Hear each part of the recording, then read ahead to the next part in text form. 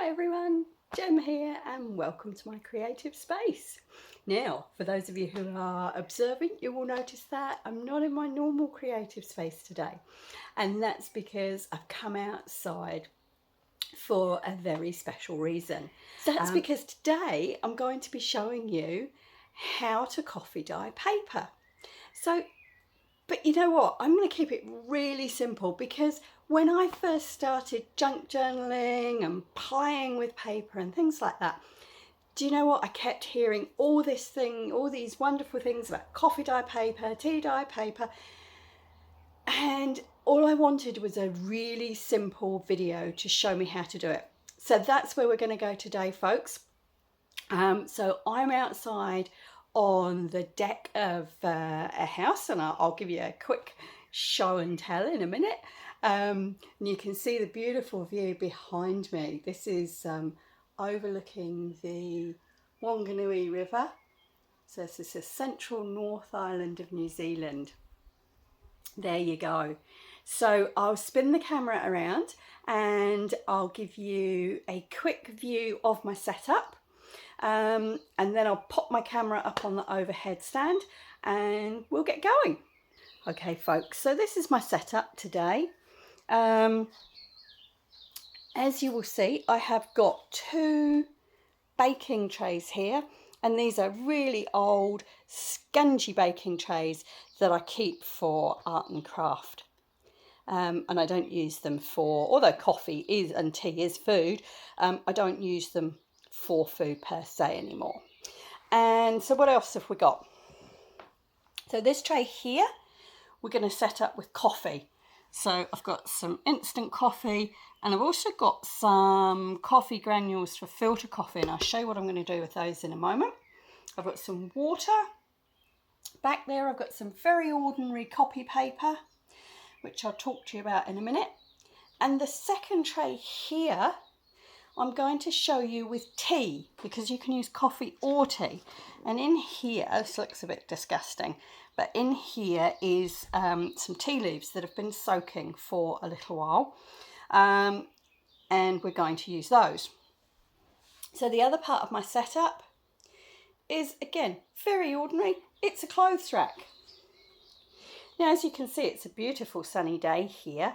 And I'm going to, and this is what I always do when I'm dyeing papers, I just peg my papers onto the rack and let them dry.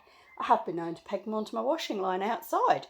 But it's afternoon now and I'm going to peg them onto the rack just so that if they're not dry by the time the sun goes down, I'm not trying to move them all. I can actually leave them here overnight. All right, guys, so this is where we're going to be working today. And that little stand there is where I'm going to put my camera now so that you can see what I'm doing. Okay, everyone, so here's our first tray. And as you can see, I've got a very old towel, which I use just to not so much protect my work surface, but just to kind of soak up any mess, really. I've also got my apron on because coffee dyes, and I don't want to get my t-shirt dyed. So here we go. Right, very ordinary instant coffee here. I have to be really honest, it's not something I drink, but I do keep some for guests who like it. So I'm going to put a pretty good heaped, in fact I'm going to put two of those in. There we go, heaped spoonful into my baking tray. And you can experiment with different strengths. I'm going to put a little drop of warm water in from the kettle to start with, just to dissolve all those granules. Give a big stir. And then I'm going to add some water, which is sort of from the tap, so it's lukewarm.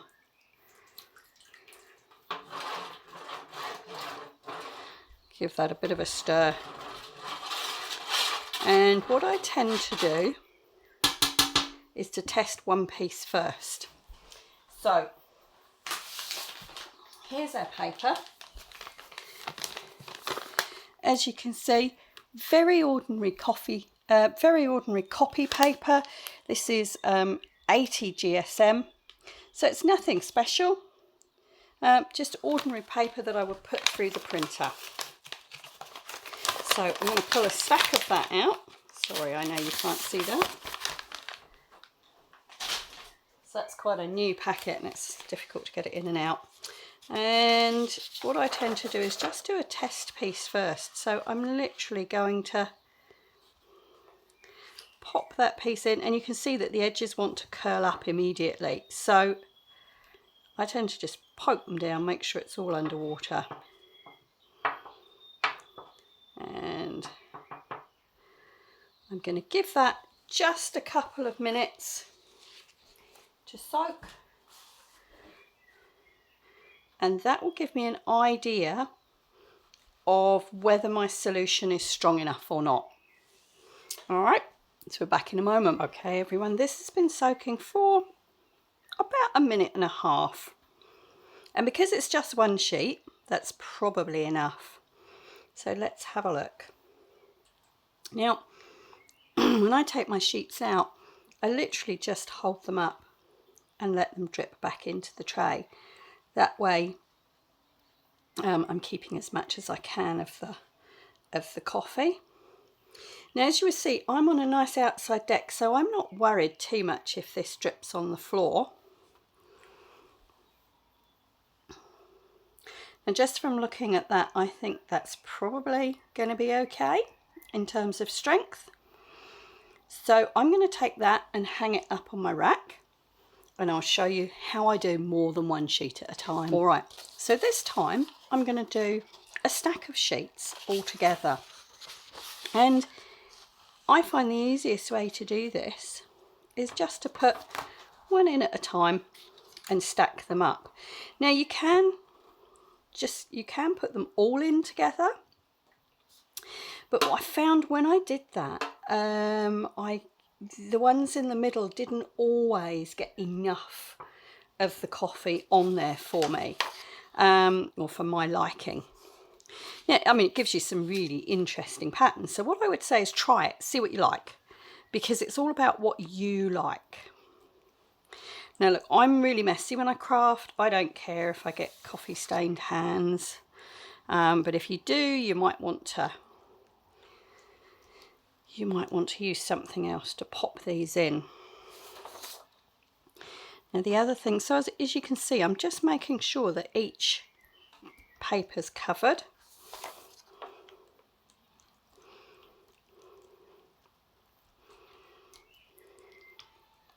Just stacking them up one at a time. Now the other thing you can do, as you're putting them in like this, and you get some quite cool effects. The other advantage of having a towel on the table is that you can dry your hands. Is I'm going to take just a little bit of the coffee and sprinkle it onto this sheet before I put another one on top. Now you will see that was the instant coffee that I'm using, the granules. You can also do this with filter coffee, what I call real coffee. I'm a bit of a coffee snob. And I'll show you in a minute. And again, it's about using what you've got. And it's also about experimenting to see the different effects you get. So this is my jar of filter coffee. So this is the type that you put in a plunger or a French press, cafetiere, depends what you call them as to where you live. And you can see, I'm just going to sprinkle a bit of that over, and then again continue stacking the paper on the top. And when we lift those ones out, and that the filter coffee in particular will permeate now through the water, whereas the granules tend to stay more where you put them. You can see now I've got all little bits of the filter coffee coming through there. Now for me that's fine. Again, it's about playing with what you like. There's no real right and wrongs. What I wanted to show you today was kind of dyeing paper 101. I'll watch a whole load of videos of people doing things, and then I'll devise the simplest method I can.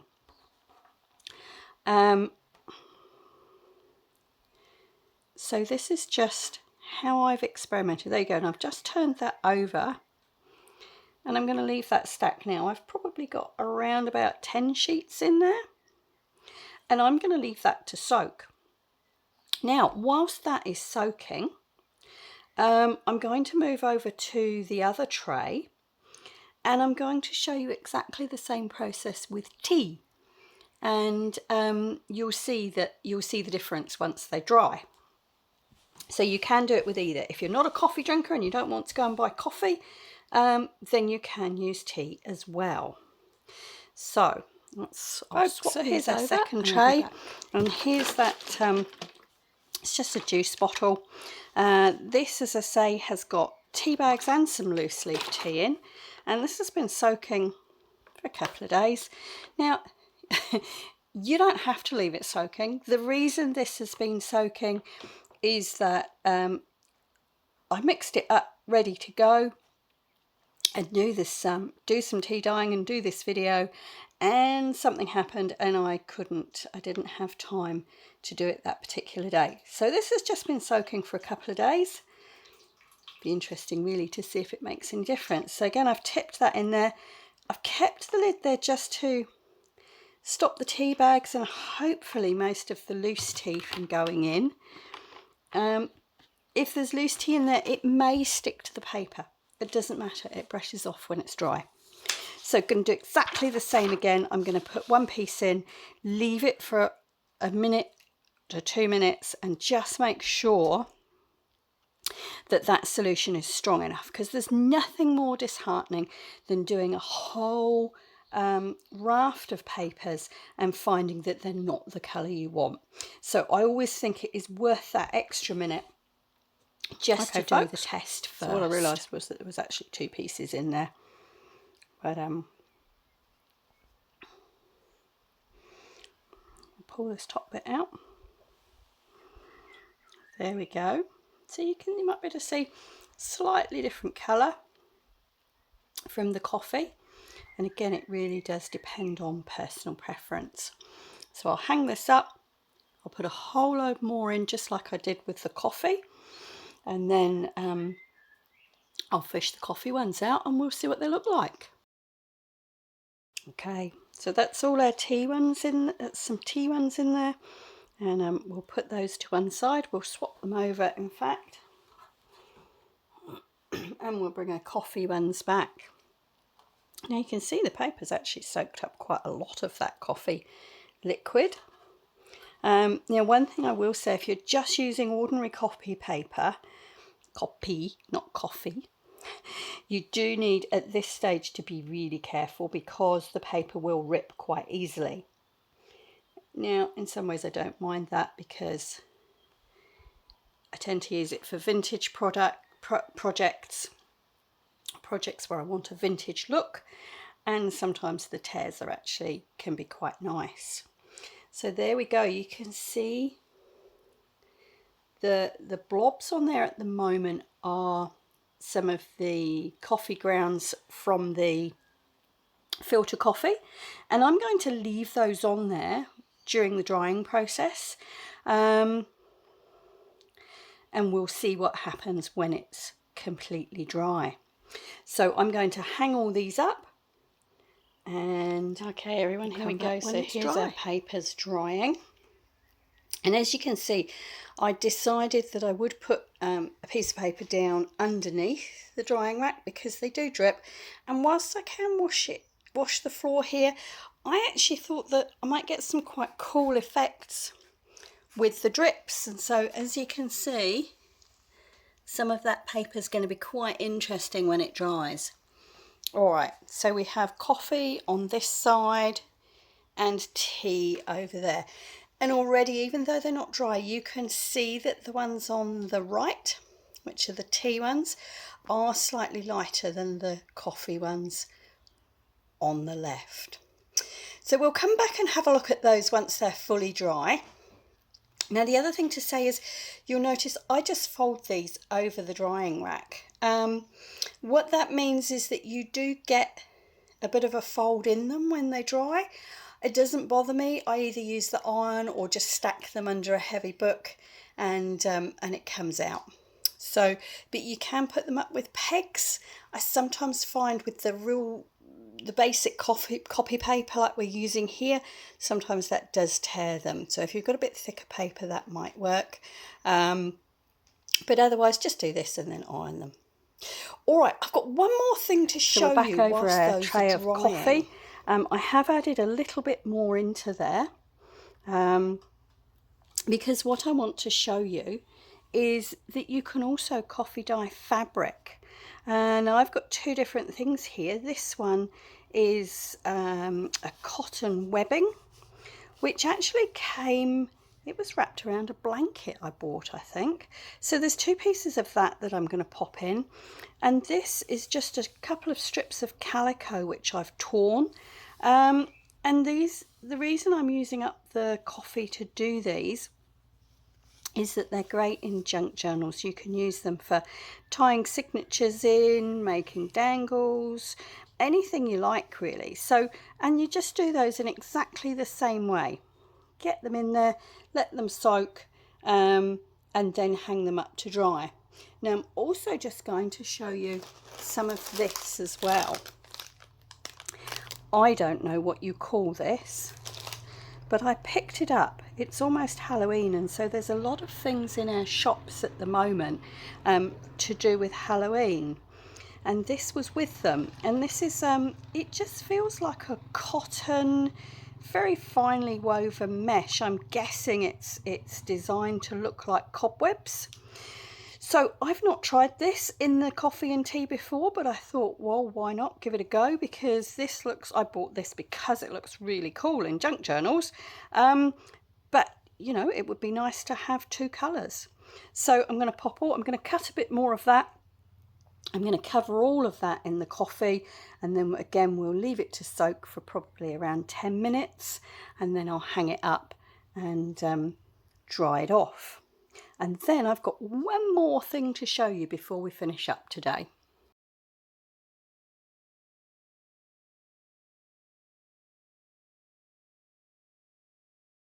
Now, whilst those bits and pieces are soaking in the coffee, I've come back to the tea. So this is the tea I've got left. And I've actually not tried this before, but as I was collecting up bits to do the video today, I thought, why not? I've got a few envelopes which are a little bit mottled anyway. And I thought, whoa, let's try an envelope. Now, obviously, the licky sticky bit here, I don't know what you call it, the licky sticky bit, is going to go sticky when we put them in the tea or the liquid. So I'm going to be mindful of that, but I'm going to give it a go because look, it's all about experimenting, isn't it? And I've got a few small envelopes here, and I'm just going to lay them out individually so that the licky sticky bit doesn't stick to each other. I'm going to get that one in. If I go underneath those, I've got one more here. So these are just random envelopes that I might have picked up in a charity shop. They might have been given to me by family members who do tend to save things like that for me. They don't quite understand my obsession, but they are good at saving stuff for me. So there we go. So I've got 4 envelopes in there, and again, bit of an experiment, but that's in the remains of the tea. So I'm going to leave them for a little while and see what happens. I'll hang them up with the papers, and I'll also hang up the fabric that we've got coffee dyeing, and then once they're all dry, probably tomorrow, we'll come back and have a look at the results. Okay, so our paper dried off yesterday, and we have 2 stacks. So this one here, this is the coffee dyed paper. And you'll see we've got some nice sort of variations in colour there. This little line is where it was hanging over the clothes horse. So what I will do is, if I find that that bothers me, I will just run an iron over that. It will be a slightly darker line, but I generally find that I can incorporate that into whatever I'm doing. And this here is the tea dyed paper. So if we have a look side by side, hopefully you can pick this up on the camera. The coffee is slightly darker than the tea, not a huge amount. So as I said yesterday or earlier in the video, it really is up to you in terms of what you have. You know, some people really don't like the smell of coffee. Mr. Jem came in yesterday. He's not a coffee drinker and was wrinkling his nose at the smell. So if you don't like coffee, that's cool. Use tea. If you don't have tea, use coffee. It is about using what you've got. Now, remember I said to you, you need to be careful. We did have one little casualty yesterday. But don't throw these things away because this in itself, I think, is interesting texture. And if nothing else, you can tear this up and use it as collage fodder. Okay, so that's our tea and coffee papers. What happened to our envelopes? Well, I'm sure some of you were screaming at me across the video yesterday saying, Jem, it's going to unstick. So, of course, as I took these out of the water, all the glue, and I don't know whether this is because they were old envelopes or just because that's what envelopes do, all the glue had unstuck, which was actually fine because it meant I just dried them, you know, over the rail like this. And so here's our tea dyed envelopes ready to be put back together. Now, as you can see, there's some bits of that loose tea on there. You can just rub that off if you want to. But again, adds interesting texture. And I love how these have come out. As I said, it was the first time I'd done envelopes, first time I tried them, but I love the fact you've almost got that inked look around the edge already. So there we go. They're ready to be glued back together and used. Look at that. Got some great marbling on there. And what about the other things? Well, we did the cotton, what's the word for it? I want to say twill, but the cotton webbing. There we go. And look at that. Didn't that come out a gorgeous colour? And again, it's got those variations, which are going to be awesome to use in junk journaling or whatever other project you've got going. And then we did the calico strips, and actually when I pulled these out of the coffee, I loved them so much, I went to get a couple more. Look at this. Isn't this great? So I've just got loads of interesting colouring on there.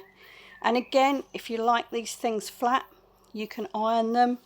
I've kept all the, you can see the cotton threads which are coming off the side because they're torn strips, and I've kept all of those, and those can be used as well. And the other thing I experimented with was the Halloween, well, I bought it in the Halloween section of one of our cheap stores, and it's just a sort of a cotton net, but look at that. Hasn't that come out fabulously as well? I can think of lots of uses for that. And again, when I realized that it was coming out well, I ran and grabbed a couple more pieces. So got a nice little stack of that now, so look out for future projects with that in. And last but not least, when I went to grab some more of that from my room, I also grabbed just some little pieces, well, that's another piece of it, just some little pieces of silk. Now some of these squares came, I'd ordered some silk for eco printing and wet felting, and they sent me some little samples. I don't think you can really see this, but this is it's almost like a cotton velvet feel. And I just threw a few of those scraps in, and look at those, haven't they come out nicely? So again, just some different textures and colours. I can see me fraying this bit out and using it underneath something in a junk journal. And I did a couple of bigger bits which were offcuts, and you can see this is something that I've eco printed. Can you see the leaf shape there? And then I've cut the silk to make a garment. And it's this, so this is just the edging, and it's still got a little bit of the purple leaf prints on as well. So that again has made some really interesting coloured pieces, which, and I've got one more here which I will use in my junk journals. And again, this can be torn to make like sari silk, really, strips for using in whatever way you want to. So there we go. So the thing I would say, and from my experience with eco printing and natural dyeing, I would say that any cotton or silk material or wool, so you're looking for those natural materials, they will take the colour from your coffee and your tea. I wouldn't guarantee things like polyester and nylon, because they have different properties and they don't absorb the colour so well. Now, one last thing I want to show you. If you remember, I'd thrown a whole load of sheets down on the floor just so that I don't have so much clearing up to do today. And look at these. What a bonus. And I'm sure that, you know, these can be used for something. Again, even if it's torn up, I can see this being used in its own right. There's just some really interesting colours and patterns there. So look, never throw anything away. Think outside the box. There's some lighter ones which the tea dripped onto. Oh, it's a little bit windy today. Things are starting to blow away. So look at those. What a bonus. All right. So there we go, folks. Coffee and tea dyeing 101. I hope that's been useful for you. I hope you've picked up some tips and tricks, and go and have a go. Any questions, feel free to leave a comment, ask below. I'll do my best to answer them. Otherwise, as I say, hope this has been useful for you. Thank you so much for watching. Please give me a thumbs up if you like what you see. Otherwise, for now, ka kite anō. See you next time.